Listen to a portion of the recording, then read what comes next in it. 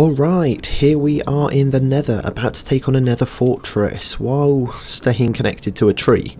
Not the easiest thing to do with, you know, all the fire and lava about in this place, but I need to infiltrate that fortress for blaze rods and nether wart. In the first episode we did a lot, and now because of that we're set up for our next big task. And no, it's not the Nether fortress behind me, that's part of it, but not the actual ambition for this episode. No, our main aim this time is to get our revenge on the dragon and take it down. I shouldn't really have died last time, it was my own stupidity and impatience that got me killed, but I've learnt, and I will be the first person to record myself in the tree spirit challenge beating the ender dragon, because as far as I know no one else has recorded themselves and put them on YouTube beating the ender dragon doing this challenge, so it will be a first. But you know, that's for later in the episode. For now I am going to focus on surviving the nether fortress. Like I said, I needed blaze rods and nether wart, both of which I need to find, so I needed to explore, and shockingly I found a blaze spawner almost immediately. I guess I came onto the fortress at the right point. The issue was that blazes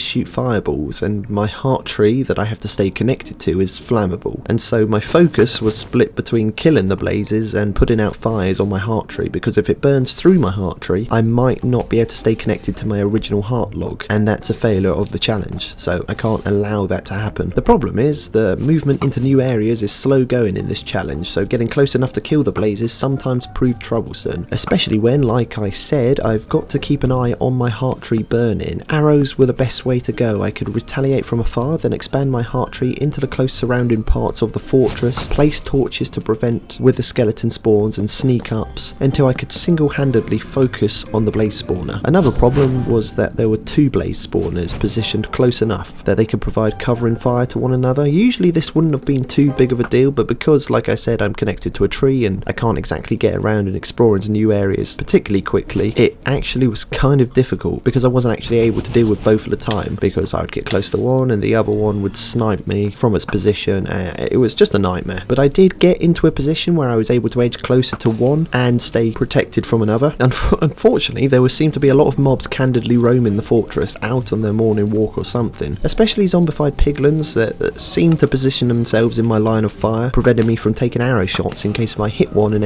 angered the herd. Eventually I did get myself to a point where I was able to wrap my heart tree around the spawner, then camp there, methodically picking them off one by one. And then after I built up some confidence and realization dawned on me on how good my armor was, I took out my looting 3 sword and dealt with the blazes manually. It sped the process up and increased the drop rate by a lot. I was basically getting a rod for every blaze I killed. It was like some sort of dream like I had, and by the time I was ready to leave I had gotten 2 stacks of blaze rods. Complete overkill. And then I ran for home until halfway back when I realized that I hadn't picked up nether wart, so I had to turn back and return to the fortress, though not for long as I ran out of logs and was low on torches. So it was back to the tree farm at base, and I came to the conclusion that it's not great. Yeah, it served its purpose until now and we have had many a fruitful harvest, but in order to gain a decent amount of logs I have to replant the saplings and harvest multiple times to get a good return. Plus I don't harvest trees at night because I haven't made the farm safe enough to not worry about mobs in the area. So the new plan is to renovate and improve the tree farm before I head back to the nether. Fast forward and here is the new farm. It's not finished, but I've got it all mapped out.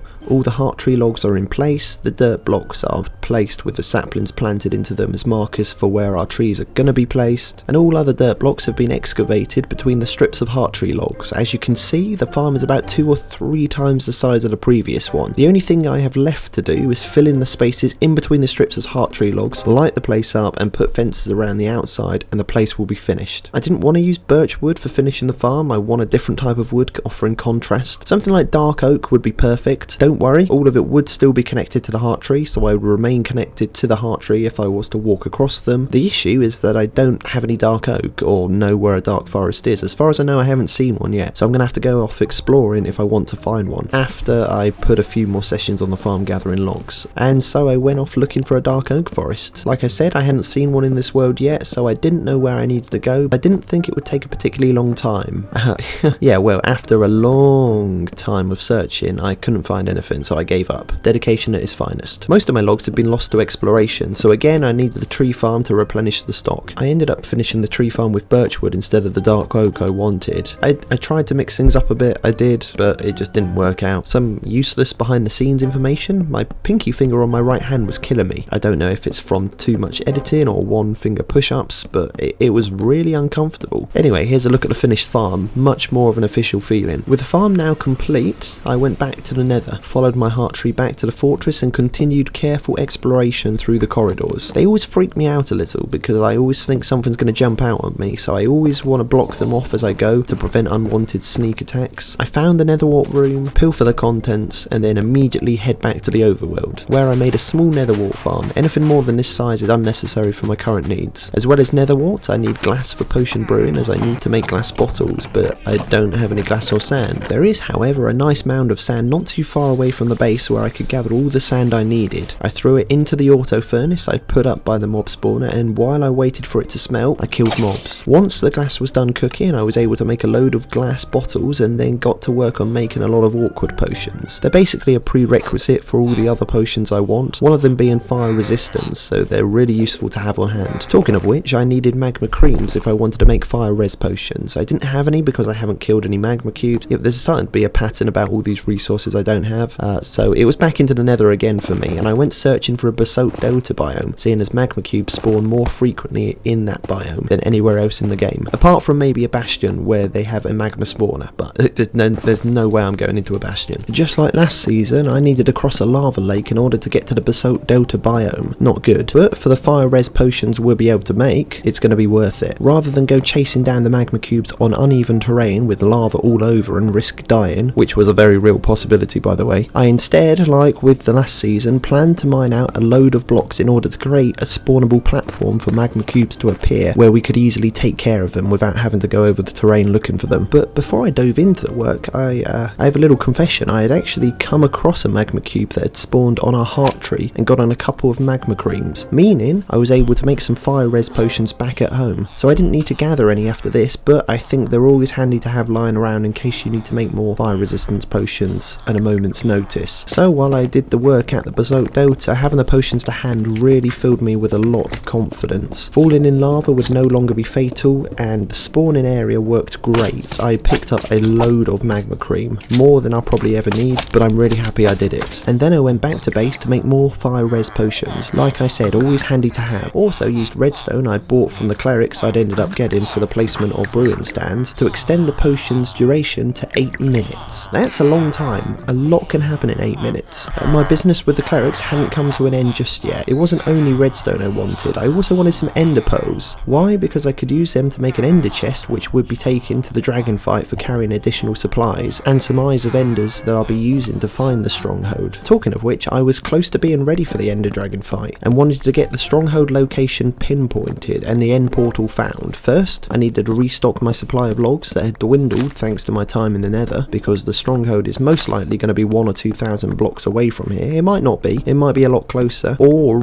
it might be even further. But if I collect enough logs on the higher end, and then on top of that the logs I'll be using to explore the stronghold itself, I should be able to find the end portal in one journey. That's my hope at least. And that's exactly what I set out to do after I'd done my time in the tree farm. Find the stronghold and then find the end portal. Only a few hundred blocks out from the trade hall I came across another village, not the stronghold if that's what you thought I was going to say. It's not really of interest to me now, but maybe in the future I could put this place to good use, maybe make a raid farm or something, I don't know. The journey itself to try and find the stronghold was long because, as you know, I had to place logs as I went in order to stay connected to my heart log. But eventually I did manage to locate the stronghold. I dug down into the ground and kept going and kept going and kept going and began to think that maybe I'd been wrong about the location, but then I came across it as planned, and as I was saying, I'd never doubted myself for a second. Roughly 5 minutes later I found the portal room, nothing like last season where I was searching for over an hour. Looks like this is my day of reckoning. The eyes of enders I'd used to find this place went into the portal frame and opened up the gateway to the end dimension, but then I realised I hadn't brought any obsidian to make a portal, so I had to head back to the surface and then take the really long path of logs back to the base. base. Upon my return to the portal room, I had obsidian in hand and created a portal, went through and was pleasantly surprised to find I was in a crimson forest, which is most likely the same crimson forest my base portal is in, meaning they couldn't be far away, and in fact I could actually see my heart tree from where I was, so all I needed to do was get back up to it and follow that part of the heart tree home. But it didn't happen as intended, and what I'm about to show you is why you should always carry fire resistance potions in the nether, because as I was staircasing up to connect the part of the heart tree I'm on here with the portion of the heart tree that would lead me back to the base, I was yeeted off the side by a hoglin into the lava below. Fortunately, I was able to survive because I had a potion of fire resistance to hand. If I hadn't, no question, I would have died. Now, the next issue that you're probably thinking is, haven't I just failed the tree spirit challenge, seeing as I'm away from my heart tree and as per the rules, you can't come away from your heart tree? Well, I briefly went into this in the tree spirit challenge rules video. The link's going to be in the description if you want to watch that. And in that, I said that if I was to accidentally fall from my heart tree or get yeeted off against my will, as long as I did nothing but head back to the heart tree as quickly as I could without gathering resources, blocks, loot or anything, just solely head back to my heart tree, then that would be fine. And that's exactly what I did in this instance, and I'm okay with it. If, however, I was to purposely come away from the heart tree and tell myself it's okay, I'll be heading back to the heart tree soon, then yes, that would be different. Or if I was to be yeeted off or accidentally fall off and then on my way back to the heart tree gather resources, that's a no-go as well. It has to be completely accidental, completely against my will, something I didn't plan for, do nothing but head back to my heart tree. That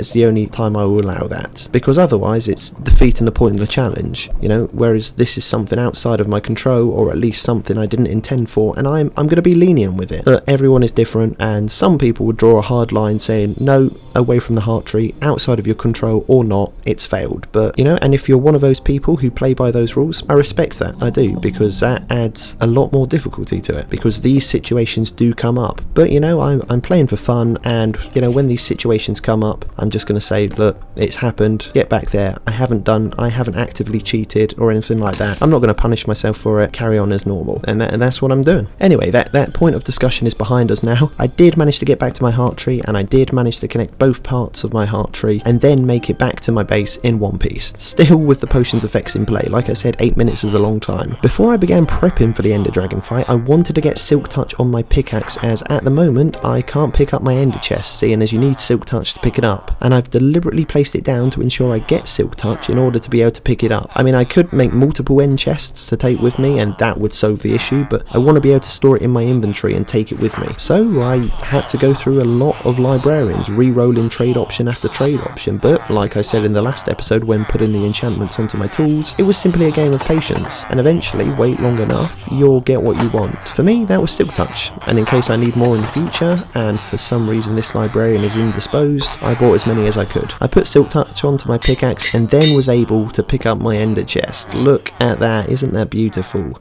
I can now prepare for the Ender Dragon fight.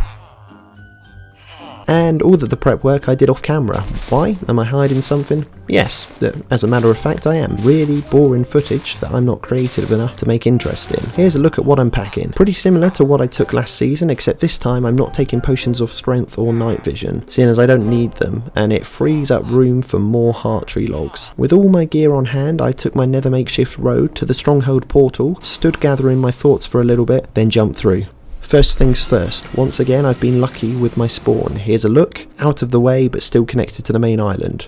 Good. And so the dragon fight began. First I began digging into the island so I could hide myself not only from the dragon but also the endermen, seeing as they're a massive potential danger. My strategy was the same as last time, stay underground and extend my heart tree through the island and pop my head up at various vantage points to shoot down the end crystals one by one. Unlike last time, I wasn't going to get impatient. I was going to do things methodically and carefully. Dragon's Breath was one of my main concerns. It deals a ton of damage, and if you get caught in it, it can rob you of most of your hearts, if not all of them. Coupled with aggroed enderman, and you've got yourself a recipe for world deletion. It was sometimes frustrating putting my head above ground to try and get a clear shot in an end crystal and have the dragon spit a ball of pure unfiltered dragon breath forcing me back underground, but it couldn't be helped, and I needed to keep reminding myself this was a match of patience. And so I continued to one by one go through the end crystals until I finally got to a point where I hit the dragon and noticed his health not recovering. That's when I knew I needed to go on the offensive, and then I fired arrow after arrow, whittling away its health.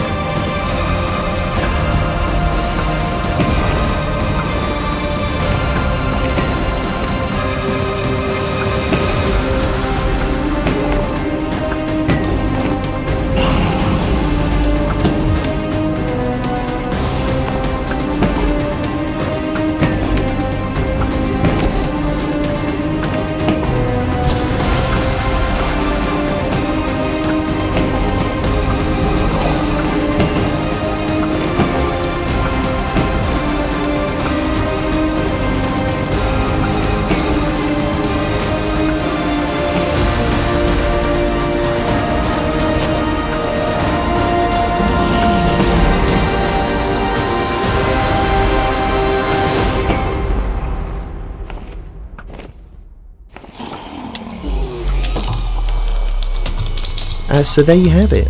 I beat the Ender Dragon. I did what I said I was going to do last season, and that was enact payback on the dragon for what happened last time. It feels great. I've been both looking forward and actually kind of nervous about this fight, and now that I've successfully triumphed, I no longer have to think about it. It's brilliant. I can come and go as I please to this end island. It's great. And you might be thinking this is where the episode ends.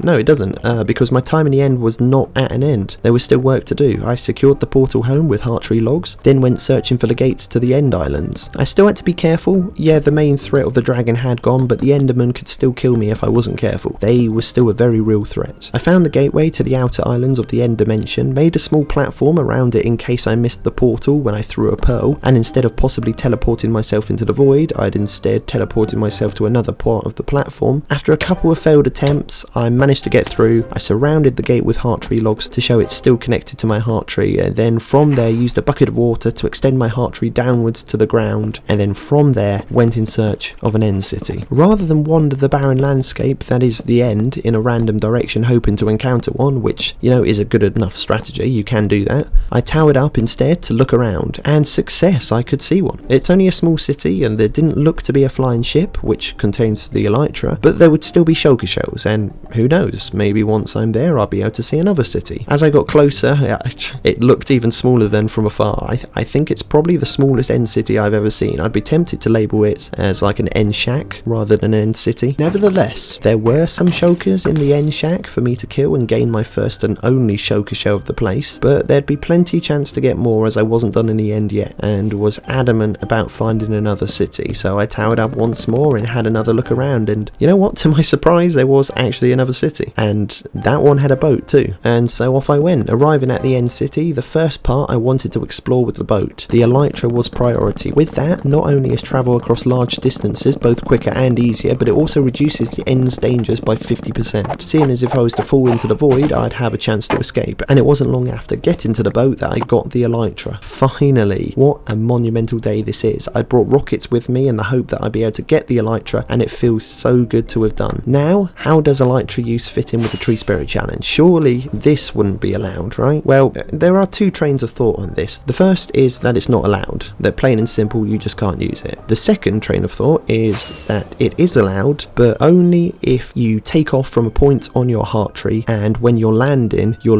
on another point of your heart tree. If I was to actively go searching into new areas with my elytra and touch down on ground that is not my heart tree, the challenge is over. That is an active break of the rules. I can only use it to basically get around my heart tree. get from one portion to another. And I'm actually an advocate for the elytra use with these distinguishing terms and conditions. And this rule, it might sound restrictive, but when you have a heart tree that spans hundreds and thousands of blocks, it's still very much worthwhile to use. And with the elytra acquired, I had no real reason to stay in the nether, so I dove into the portal back home and then flew around my base for a bit with the elytra, loving the freedom of the skies. How did I ever manage before this? I felt like a rebellious teenager at a party against their authoritarian dictator parents' wishes who wanted them to study 12 hours a day and marry a person of their choosing. And before I could break the elytra with too much use, I put Unbreaking 3 and mended onto it to give it some extra juice of life, and then flew up to the mob spawner to repair its durability.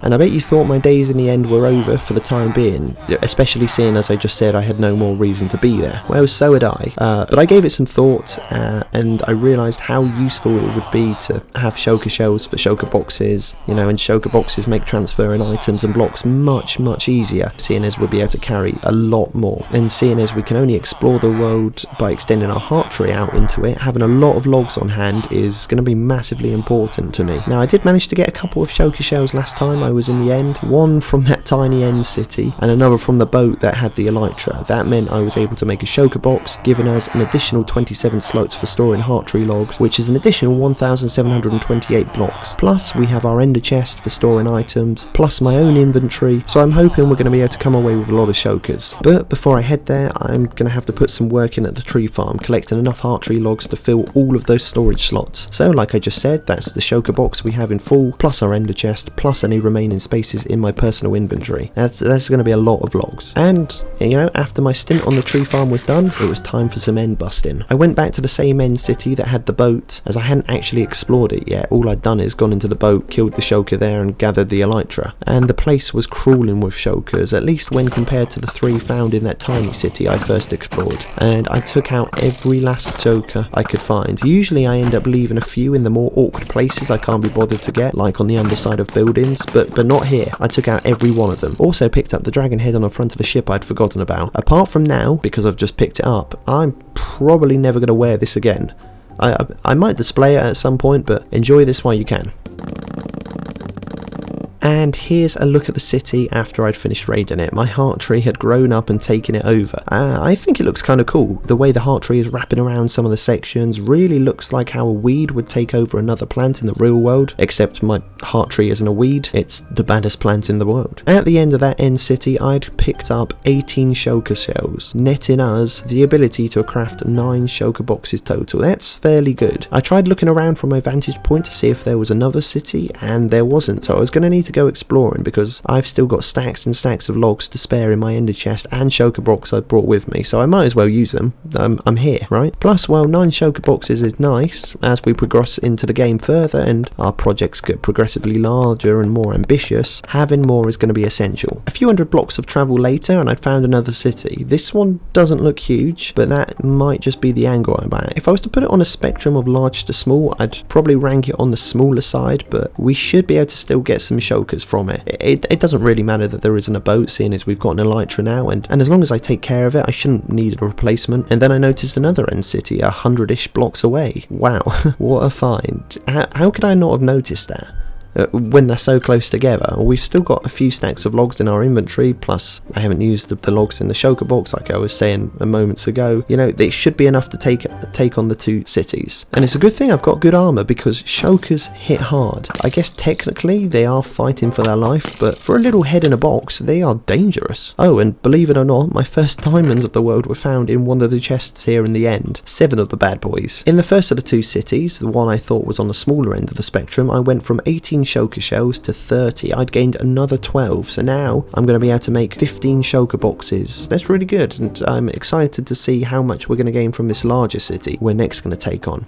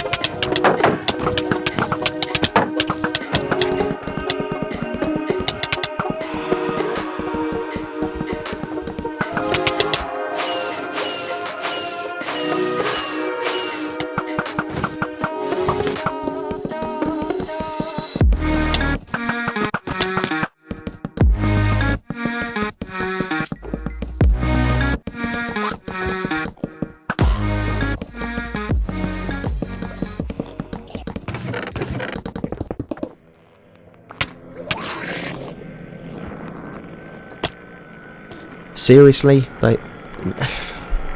Okay.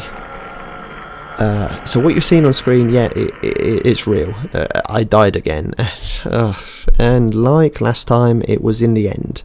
I don't really know how it happened. Well, yes, I do. I aggroed an Enderman and jumped off. Didn't get my elytra in time, or did, but was pressing spacebar too much. They ended up sort of cancelling the use of my elytra and then ended up dying. It was such a stupid mistake, me putting greed at a higher priority than safety, and now I've paid the price. Right, well, that's the season over with. On the second episode again, how embarrassing. It's really embarrassing. I am going to be getting back on the horse though. I probably will give the Tree Spirit Challenge a break for now. I'm probably just going to go into a regular hardcore world and take on that and see how far we can get. If you want to see when that video is released, which, you know, it's going to be a good video because I've got a lot planned, even though I've just come to the conclusion that I'm making a hardcore world now. Just, you know, make sure to subscribe so you can see when that video is released, and I will see you then. Bye.